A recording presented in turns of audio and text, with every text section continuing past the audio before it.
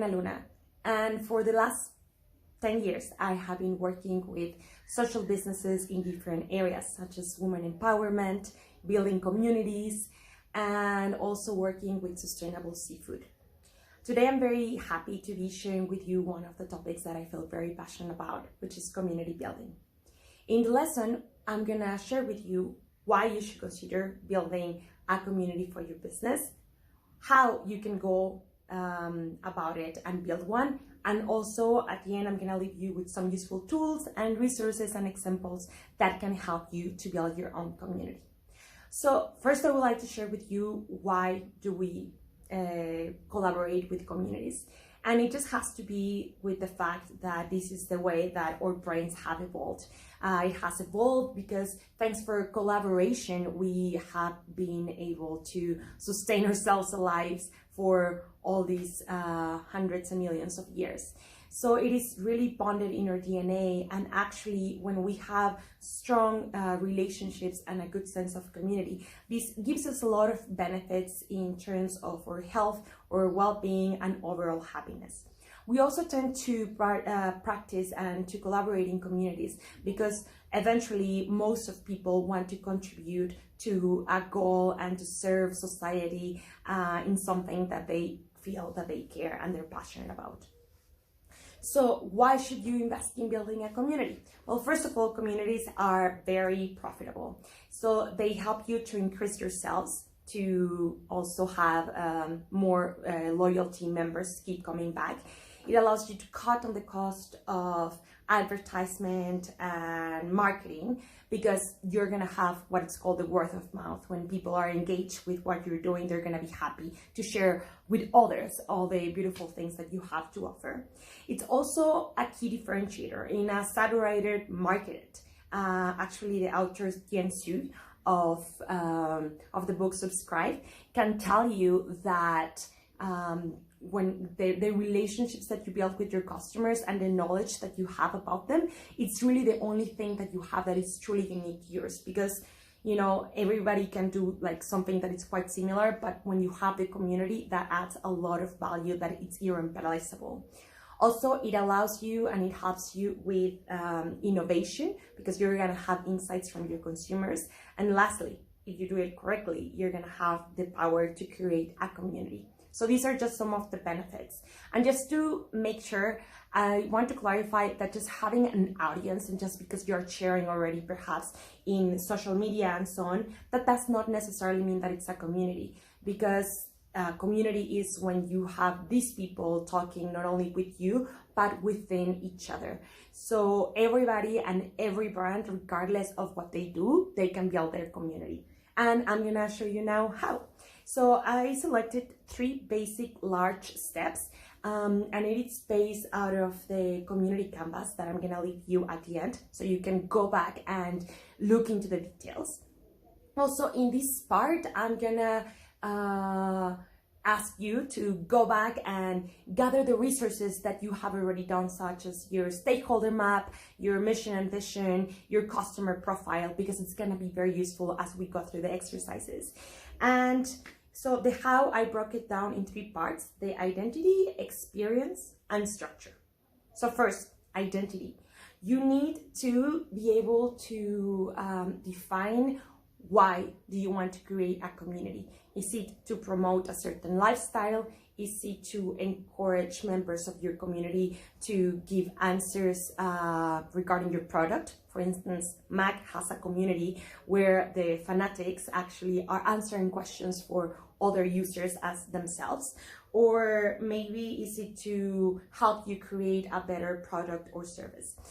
You have to come together with your team and really ask yourself like the purpose. I mean, of course, it's to benefit your company overall, but also like something that is gonna add value to the community. And this is why it's important that the community actually it's part of this whole creation since the beginning.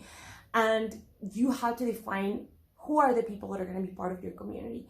So we are diverse. We have many different interests, and I'm pretty sure that whatever you're building, if it's in water or infrastructure or energy efficiency, you're gonna have people out there who are already interested in this topic.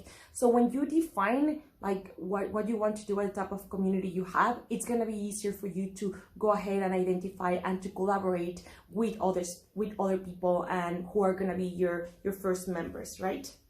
And I suggest that you start early. You don't have to wait until you have your whole company. Actually, since the beginning, if you start early on creating your own community, then you're gonna create momentum whenever you do launch your product. And there are different companies that, let's say that they start having a crowdsourcing campaign, right? So many people pitch in some amount of money to buy that product or service. So whenever that product or service is ready, people are already engaged with it. So that's a good way in which you can create momentum. But building the community is gonna help you keep it not only when you launch it, but on the long run. And I just want to share with you the example of Patagonia, which is an outdoors company, and they do a really amazing job in really embodying the values that they talk about. So they talk about sustainability and a lifestyle that it's really connected with nature. But they do it also within the company, and this is why they also are a certified B company, which means that they are showing that they care about profit, but they also care about the environment. And when they are authentic, it's more likely that other people are willing to engage with the company in different ways. So this gives them credibility. And now the second part, it's experience. So this is when you have when you design everything that happens within your community, and you have to think about it as a journey. How do people come and find you? How somebody joins your community? Is it online? Is it through an event? What happens? What are the elements that keep these people engaged? How they interact with other members? How do they grow within the community? And then you can think about also the exit strategy, because not everybody stays forever. So now I'm gonna share with you some examples of some companies and businesses and share with you how they have done this experience journey. So Lego, it's a company that they build beautiful toys, as the ones that you can see on the slide. And some years ago, they found themselves that people were not coming back and they were not buying the products because they were doing other things or being more in online gaming and so on. So they decided to tap into a resource that they have not considered, which was the community, which at the back there it was more like an audience. But they pretty much launched a campaign in where they were inviting people who were already interested in their brand to propose ideas to build a game that they felt passionate about. So this way they gather a lot of responses from people. So the company, they realized that they gain a lot of insights from consumers, insights that were different from the ones that they had. So this allows them to launch in the market a new product that was designed specifically for the needs of the community. So this increased the likelihood that the product was gonna actually be successful, to decrease their failure. So it had a lot of benefits. And since that moment on, actually Lego started implementing many of these new competitions in which they launch ideas for people to collaborate online and also on the physical world. So this is a great way in which they can use the information that comes out of the community and implement it to design something completely new. And also you have people who keep coming back and being more engaged with one another. Now I would like to talk to you about Just One Giant Lab. So it's a platform, it's an online platform that allows people to collaborate in solving social or environmental problems that are very complex. So they bring together people from different backgrounds. And what I want to share with you about them is that they utilize gamification really well. So this means that they use specific tools that promote engagement of its users. Like here you can see that you have a profile of a person and you can see the progress that they are having, how much are they collaborating, what are the expertise that they are showing. So this allows people to build trust with one another and to communicate. So this is a beautiful interface, and this works very well for online communities. And also having this type of awards, like it's something that you do, it doesn't cost you anything, but it adds a lot of value and it makes it easier for people to collaborate. So now Harley Davidson. Yes, I know it's not a green business, but they are a great example of how a Fortune 500 company decided to implement community as a strategy, as a business strategy, not as a marketing or business or a public relations, but something that is integrated within the business. And something that they do many things, they do things very well in different aspects, but one of them is that they really created this shared identity of what it means to be a writer. So these are elements that you can add within your community as well. So the rituals, what is the shared language that you're gonna have, the way that you communicate. So in a way, it feels kind of like creating like a mini society. And these things are actually very simple, but they're very powerful. Like, you know, having these rituals and way in which the members can feel that they belong with one another, regardless of the geographical location where they are.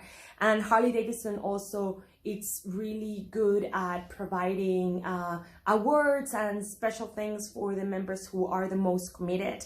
They have local chapters and they allow people to organize themselves and create these rights. So they create a lifestyle around a product, in this case, the motorcycle. So it becomes something more than just a product, but they have the community itself. And I would also like to share with you about House of Offi, which is an integrated educational program for social leaders. And what they do extremely well is, well, many things, but one of them is a part of storytelling. So we tend to connect with people at a deeper level when we know the stories behind other individuals. And when they do their events and their fellowships, they make sure that they create this space, this safe space where members can share their stories. So they open up in ways that are very personal, and this vulnerability creates a human connection and a human bonding that allows to collaborate much easier, right? Because you care about one another, and this has allowed many of the members to collaborate within each other, like with one another, in very amazing ways. So lastly is the structured part, which it comes like the operational part of the community. Here it does feel, again, sort of like an organization, right? Because you need to have the guidelines. What are the rules? How are you gonna be managing conflict? What is the roles of the different members, and so on? These are things that you need to clear up with your team and with the organization itself. You also need to define which platform you're gonna be using. And remember, you first need to have the community, and once you have the community, you can figure out what's the best platform for the community to interact. And there are many different options, and many of them are actually open and free. And leaders are, people are the core of your community, but the leaders are gonna be the ones that are gonna take you to the next step. So it's very important that you empower them, that you recognize them, and that you give them the tools that they need, because on the way back, they're gonna be helping expand the community in many beautiful ways. And you also have to remember that you need to celebrate. Members have to celebrate the victories that they do accomplish, the goals that they're gonna be achieving, which, by the way, you probably had to define this at the beginning of the identity part. But, like, give this sense that they are doing something. And remember, community is like, you create a win-win situation. You create a win-win situation for the company, but also for the members, because as long as you have something valuable for the members, they're gonna continue coming back to you. So just really quickly, with Make Sense, they do this in an amazing way.